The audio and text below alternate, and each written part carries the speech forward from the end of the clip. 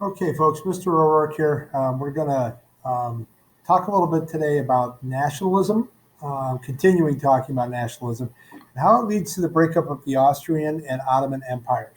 In our previous lessons, we talked a little bit about the different ethnicities of Southeastern Europe, and we're going to look at how they fell apart. At the same time, the Italians and the Germans were coming together, and often the same reason here was nationalism. So here we go. Again, how did the desire for national independence among ethnic groups weaken and ultimately destroy the Ottoman and Austrian empires? Okay, so Austrian Habsburgs, Ottoman Turks ruled empires with very diverse ethnic groups. Nationalist feelings grew among these groups, the power of the empires declined. So during the 1800s, we're going to start with the Habsburgs. They tried to prevent change and ignored liberal demands. They even tried to prevent industrialization, fearing that it would change the empire's traditional way of life. Nevertheless, factories sprung up by the 1840s in Habsburg lands and caused changes, including the growth of cities. Okay, Austria was an empire of very diverse people with rival goals. Nationalist feelings grew during the mid-1800s. Nationalists made demands of the Habsburg rulers. They wanted self-government, and a nationalist revolt broke out in 1848. The Habsburg government crushed it. Okay? Hungarians wanted the right to rule for themselves. They were one of the largest ethnic groups within the Austrian Empire. Francis Joseph, who inherits the Habsburg throne in the middle of that 1848 uprising, makes some reforms, including the formation of a legislature. Okay? This doesn't satisfy the Hungarians. However, because the body was led by German-speaking Austrians. So it really, they make this legislature to give up to the Hungarians' demands, but the Germans continue to control it. So the Austrians really don't gain anything from it. After Austria's defeat in its war with Prussia, that we learned about when we were talking about the unification of Germany, the Hungarians pressured the Habsburgs for a compromise. And a moderate Hungarian leader named Ferenc Dietz helped work out a solution.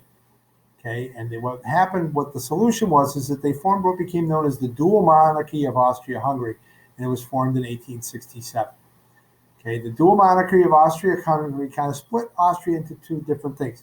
Each part, Austria and Hungary, had its own constitution. Each had its own parliament. Franz Joseph, the emperor, rules both. First is the emperor of Austria and also the king of Hungary, and they share a lot of the ministries: finance, defense, and foreign affairs. Okay, so despite the compromise, nationalist unrest continues to increase in the empire because really only the Hungarians are happy. Others were not. You have Slavic people who still lack a voice in government, for example, and nationalist leaders call on them to unite. And unrest from the nationalists paralyzes the governments in the early 1900s. Okay, Europe is really a patchwork of different nationalities during this time period. Nationalists push for self-rule, and this brings about the decline of the Austrian and Ottoman empires. The Ottoman Empire has the same problem as the Austrians. Very diverse people, nationalist demands putting pressure on them, and the Ottomans have a series of revolts that break out in their European territories, all wanting self-rule. Okay, some states gain independence from the Ottomans by 1878, as you can see in the yellow: Serbia, Romania, Montenegro, and Greece, while others still remain under the control. In addition to the trouble from the nationalists, the Ottoman Empire faces a series of invasions from Europe in the mid-1800s. Russia pushes towards Istanbul. Austria-Hungary takes control of some provinces that are closer to them. And as a result, a series of wars break out. Russians fought against Ottomans, subject people revolted, and the region becomes known as the Balkan Powder Keg. So, on the Google form that this video is in, I want you to answer this question. There are a couple other questions on there also from the video. How did the nationalism lead to the breakup of the Ottoman and Austrian empires?